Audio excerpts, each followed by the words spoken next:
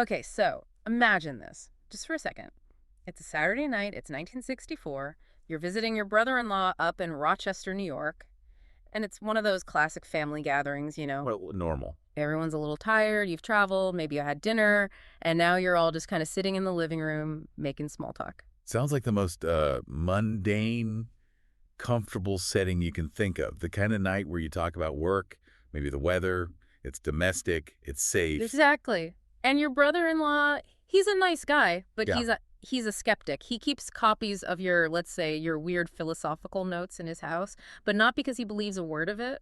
Oh, just for safekeeping? Yeah, in case your house burns down. It's so practical, so grounded. I love that detail. I think you're nuts, but I'll save your work. Totally. But then the whole atmosphere just shifts. The Mm. woman in the room, her voice changes. Her eyes get, and this is a direct quote, exceptionally dark, almost like the pupil just swallowed the iris. She stands up, kicks her shoes off, and just starts pacing the floor. And all of a sudden, she is not your sister-in-law anymore. She's channeling a personality named Seth.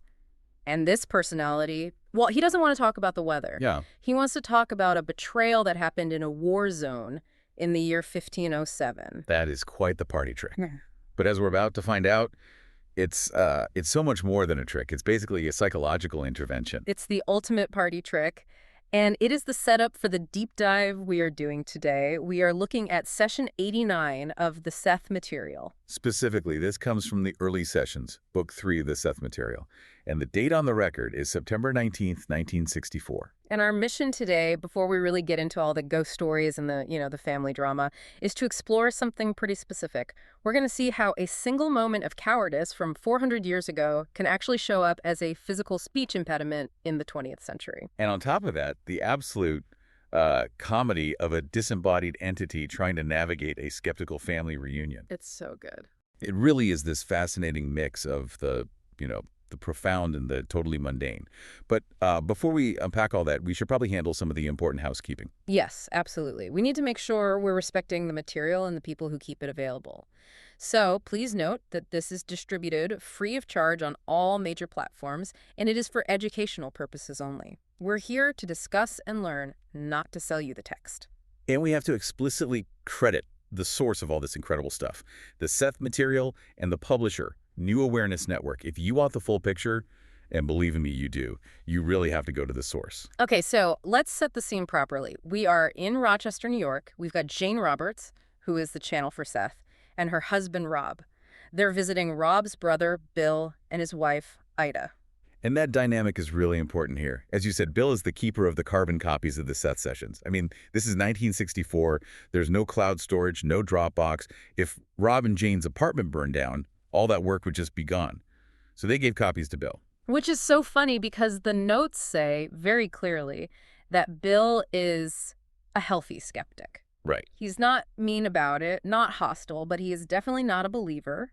He's just doing his brother a favor. It's such a brotherly thing. I think you're crazy, but I'll protect your papers. Yeah, and that just creates a very specific kind of energy in the room, doesn't it? You've got the believers, Jane and Rob, and then the tolerant observers, Bill and Ida. But then there's a fifth person, a wild card. The guest. The guest. This is Louie. He's Ida's brother. And unlike Bill, Louie is actually, he's into this stuff. He's had some experience with ESP. He's curious. And honestly, he's the whole reason this session even happens. Right. It's late. Everyone is totally exhausted. Yeah. Rob actually writes in his notes that he didn't think a session would even work. The energy was just that low, just a tired family get-together. But they decide to give it a shot, mostly for Louie, to show him what this whole Seth thing is all about. And Seth makes an entrance. He really does. Usually Seth starts with a polite greeting, good evening, or something like that. But here, Jane just stands up, abruptly. No, good evening. She just launches right into it. She starts pacing. And Seth immediately addresses the elephant in the room. He basically says, I wasn't planning on showing up, but since I'm here, let's get into it. He reads the room perfectly. He gives a nod to Bill and Ida, but he dismisses them pretty fast. Says he's already analyzed them in past sessions. He's got bigger fish to fry. He just zeroes in on Louie. The newcomer. And this is where it starts to get really chilling. Louie has a problem, a very noticeable physical problem. He has severe speech impediment. He stammers, he struggles, he finds it incredibly hard to speak out, especially when he's trying to say something that really matters to him. And in 1964, the standard approach would have been, what? Look at his childhood. Of course. Did something happen at school? Were his parents too strict? You know, classic Freudian stuff. Yeah. That was the lens back then. Right. But Seth just blows past all of that. He bypasses his childhood. He bypasses the 20th century entirely. He goes straight to the Mediterranean. The year is 1507. Just imagine that for a moment. You're sitting in a living room in upstate New York, maybe holding a cup of lukewarm coffee, and this voice tells you that your stuttering problem is actually a war wound from the 16th century. It would be so disorienting. Completely. So let's unpack the story Seth tells. Louie was a soldier. There's an invasion, a war going on, and in Louie's company, a man is accused of disloyalty, of being a traitor. A very, very serious charge. In 1507, the punishment for that isn't the slap on the wrist, it's death. Probably a pretty horrible and public one, too. Exactly. And here's the absolute core of the issue. Louie knew who the real traitor was, or at least he knew for a fact that the man being accused was innocent. He had the information to save this guy's life. He did. But he didn't speak. He stayed silent. He didn't speak. Seth says, and this is a quote, "He did not speak out because of fear, and now when he wishes most to speak out, he cannot." Wow. The symmetry of that is just, it's brutal. It's perfect, in a terrible way. In that life, he let an innocent man be punished, probably executed all, to save his own skin. He did the math. If I speak up, I might get in trouble. If I stay quiet, I live. And he chose to live. He kept his mouth shut. And the karmic consequences were pretty immediate. Seth details that in the very next life, the one right after 1507, Louie was born with a useless right arm. A useless right arm. Because he didn't point out the truth. Yes, he literally lost the ability to point. The body just manifested the moral failure. It's like his subconscious said, you didn't use this hand to point to the truth when it mattered, so you don't get to use it at all. That's incredible. And now, in this current life, in 1964, he has the speech impediment. But here's the nuance that I think is so fascinating and easy to miss. Seth explains why it's a speech issue specifically. It's not just about being silent. It's about eloquence. Exactly. This is such a deep psychological insight. Seth tells them that back in 1507, Louie wasn't just some grunt. He was an eloquent man. He was smooth-tongued, persuasive. He was a smooth talker. A total smooth talker. And he used that eloquence, that skill with words, to either help frame the wrong guy or at the very least to kind of smooth over his own silence and cowardice. So his ability to speak well was the weapon he used to commit the betrayal. It was the tool, the tool he used to hide. So now his subconscious is screaming, whoa, hold on, speaking well is dangerous. If I speak eloquently, innocent people get killed, so I will make absolutely sure I never speak eloquently again. Wow. He's terrified of his own persuasiveness. The stutter isn't a lack of ability, it's a subconscious brake pedal. He is physically stopping himself from being too good at talking. He equates eloquence with manipulation and death. It reframes the whole disability. It's not a defect at all. It's a safety mechanism. Right. A very, very misguided one, but a safety mechanism. He's trying to protect the world from his own voice. It's mind-blowing. And Seth is so clear about the nature of this guilt. He says, a sense of guilt enduring psychologically since the 1500s is indeed carrying conscience just a bit too far. I love that line. Carrying conscience just a bit too far. It's almost like Seth is rolling his eyes like, okay, Louie, we get it. You feel bad, but it's been 400 years, man. Time to let it go. Seth is just pointing out how inefficient it is. He says the debt is paid. The useless arm in the last life, that was more than enough. The stuttering now is just, it's gratuitous self-punishment. It's wallowing. But wait, because it gets even deeper. This isn't just about Louie and some random ghost from the 16th century. This is where the whole story turns into a full-on psychological thriller. Here comes the twist. The twist. Seth reveals that the man Louie betrayed back in 1507, the innocent man he let take the fall, is alive right now. And he is Louie's father. Mic drop. I mean, can you even imagine hearing that? You're just sitting there with your sister and your brother-in-law, and this entity tells you, hey, you know your dad, yeah, you got him killed in the 16th century. It just changes everything. And it explains so much about the relationship. Seth describes the dynamic between Louie and his father as being locked in a vicious circle. It sounds incredibly toxic. The father is described as being demanding, cruel, really hard on Louie, but he doesn't consciously know why he does it. No. But subconsciously, The father remembers. He remembers the betrayal. He feels this deep, unconscious urge to pay Louie back. So he rides him, he criticizes him, he just makes his life miserable. He's getting revenge for a murder he can't even consciously recall. And Louie just takes it. he takes it because subconsciously Louie remembers too. He feels like he owes this debt. He accepts the cruelty as his penance. Seth actually says Louie gratifies his own guilt by suffering under his father. That is so twisted. They're locked in this horrible dance. The father hurts the son, which then makes the father feel guilty because, on a conscious level, he loves his son. Right, and the son accepts the hurt to feel a little bit better about a crime he doesn't consciously remember committing. It's a feedback loop of pure misery. The father hurts the son, feels bad, but can't stop because the subconscious drive is too strong. The son accepts the hurt, feels a moment of relief. But the guilt never really goes away because the source is still unconscious. It's tragic. And this brings us to Seth's whole take on karma. I think this is so important because most people think of karma as, you did a bad thing, so now a bad thing happens to you. Like some cosmic judge. Yeah, the eye for an eye model of the universe. Seth just completely rejects that. He says in this session explicitly, nor does karma say anything about an eye for an eye, nor is there in karma any suggestion of punishment. So what is it then? If it's not punishment, what's the point of the useless arm or the stutter? Seth defines karma as the maturing realization that when we wound, it is not another that we wound but ourselves. When we wound, it is not another that we wound but ourselves. That's beautiful. It totally shifts the focus from punishment to education. The point isn't to suffer. The point is to finally understand that we are all connected. Once you really truly get that hurting someone else is just hurting yourself, you stop doing it. Not because you're scared of being punished. No, but because it just doesn't make any sense anymore. It's like choosing to hit your own thumb with a hammer. Why would you do that? So Louie's stutter isn't the universe punishing him. It's Louie punishing himself because he hasn't fully learned that lesson yet. Exactly. He's stuck in the guilt phase, not the realization phase. He thinks suffering is what pays the debt. And Seth is here to say, no, understanding pays the debt, and dude, you've suffered enough. Now, obviously, Lou doesn't walk around with a conscious memory of 1507. No. If you asked him why he stutters, he wouldn't say, oh, it's because I betrayed my dad in the Mediterranean Wars. No. And this is where Seth explains a psychological mechanism that I find absolutely brilliant. He talks about how we create scapegoat incidents in our current lives to explain these ancient symptoms. We rationalize. We need a reason now for the pain that we're feeling from then. Seth calls it a handy incident. The personality of the subconscious basically arranges for a traumatic event in childhood that provides a logical, current life reason for the symptom. It anchors the ancient problem in the here and now. And for Louie, this handy incident happened when he was 5 years old. Not 6. Seth even corrects him on the age, which is, Seth showing off a little bit, proving he has access to the records. Let's paint the picture because the details Seth gives are so cinematic. It's a Saturday afternoon, 3 o'clock. The child, Louie, is alone in a large house. And this is crucial. Seth points out this was unaccustomed isolation.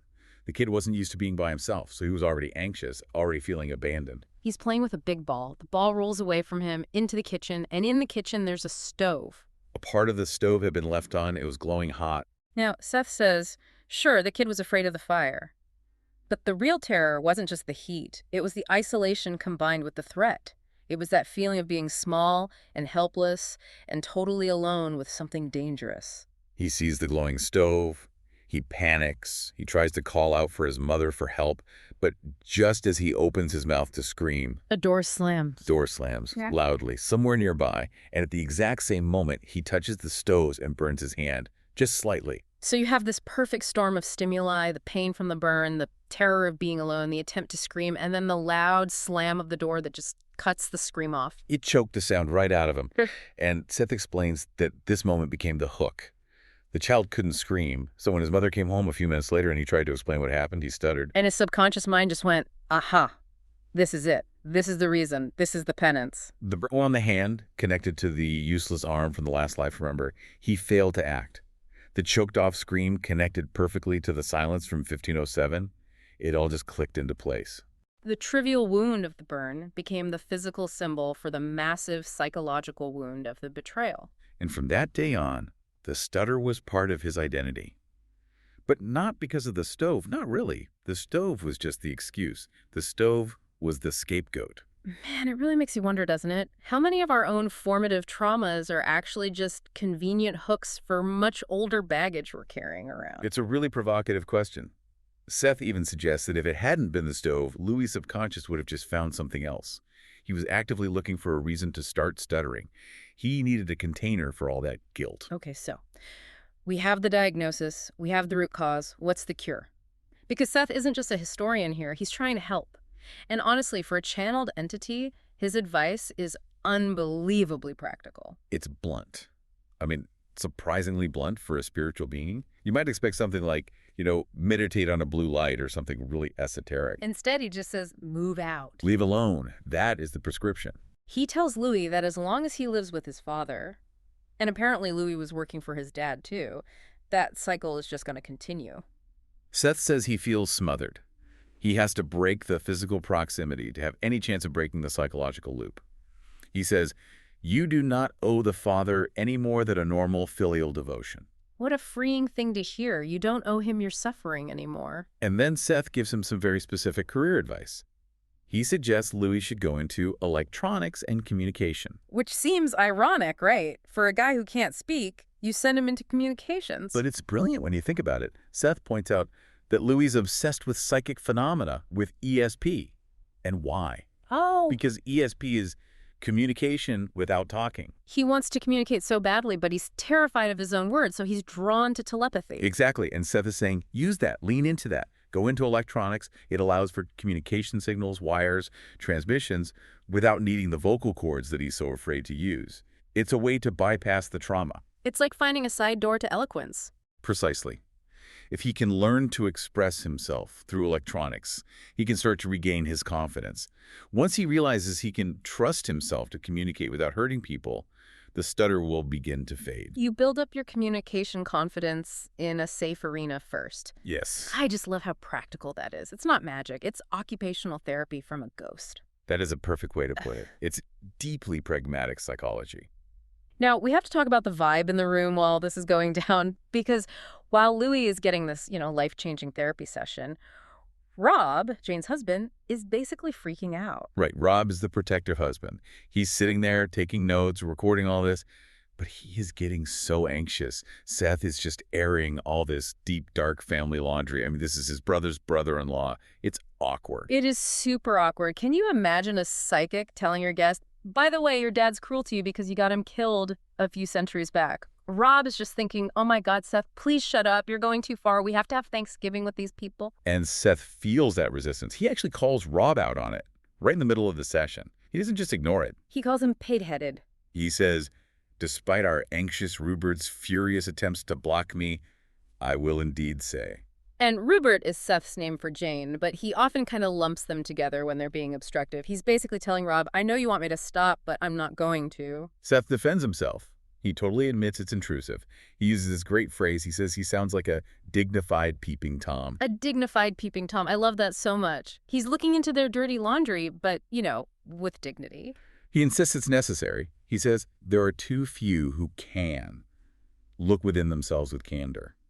He's saying, look, I have to be the bad guy here and bring this stuff up because otherwise people will never, ever deal with it. And then there's this other funny little visual detail. Jane, while channeling Seth, is pacing around the room, and apparently she'd taken her glasses off and just left them on the floor. And Jane was, by all accounts, practically blind without our glasses. She had terrible vision. Right, so she's stomping around, her eyes are exceptionally dark, she's totally dissociated, and she keeps stepping dangerously close to her own glasses. And you can just imagine Rob watching this thinking, great, now she's going to crush her glasses, and we'll have to buy new ones. But she never touches them. It's this strange, almost spooky display of kinetic control. It just adds to the whole weirdness of the night. It emphasizes that this isn't just Jane acting. There's a spatial awareness happening that defies her normal physical limitations. It really adds to that chilling vibe we mentioned at the start. So to bring it all back to Louie, did it work? Do we know what happened? Well, the session notes do mention that Louie had lived in California for a while, away from his father, and during that time his speech had improved a lot. Then he moved back home, and it got worse again. So the evidence was already there. Seth was just connecting the dots and confirming what was already happening. So the cure really was geographical. Geography and autonomy, just breaking the orbit of that subconscious dynamic. It really makes you think about the things we tolerate in our own lives. You know, we think, oh, my boss is just a jerk or my dad is just strict. But what if it's some ancient subconscious play just acting itself out through us? Seth says knowledge must be applied in human terms. It isn't enough to know you were a soldier in 1507. You have to take that knowledge and then say, okay, so I'm moving out of my dad's house next week. The ghost can give you the map, but you still have to drive the car. You have to drive the car. Yeah. Exactly. And the core message for Louie, and I think for all of us, is about self-trust. Seth says the fear is based on a distrust of his ability to handle eloquence. He doesn't trust himself with his own power. He's afraid that if he's powerful, he'll be dangerous. And isn't that such a common fear? If I really speak my mind, if I really step into my own power, I'll hurt someone, I'll break something. So we make ourselves small, we stutter, we stay quiet. But Seth's whole point is, you've learned the lesson, you paid the debt, you can handle the power now. The guilt is obsolete. It's like keeping the training wheels on a bike for 40 years. You don't need them anymore, they're just slowing you down. That is a really powerful place to land. It is. So what is the big takeaway here? We've got a 16th century betrayal, a 20th century stutter, and a very opinionated personality connecting all the dots. I think the biggest takeaway is that our current reality is just so much more layered than we tend to think. We see our problems as these isolated things. I have a stutter. I have a bad back. I have anxiety. But Seth is saying those are just the leaves on the tree. The roots go way, way down. And sometimes the solution isn't trying to fix the leaf. It's about understanding the root. It's about realizing that the problem isn't a defect, but a creative solution to a problem you don't even remember having anymore. Louie's stutter was a creative solution to stop him from being a dangerous smooth talker. A very misguided solution, but creative, yes. And once you see the mechanism behind it, you can start to dismantle it. You can finally say, thank you for trying to protect me, subconscious mind, but I'm safe now. I can speak. I can speak. I love that. It's a message of liberation, really. Yeah. Now, if this story has piqued your interest, and I mean, how could it not? There is so much more to explore. This is just one session out of hundreds and hundreds. Absolutely. We really strongly encourage you to study the Seth Material books for yourself.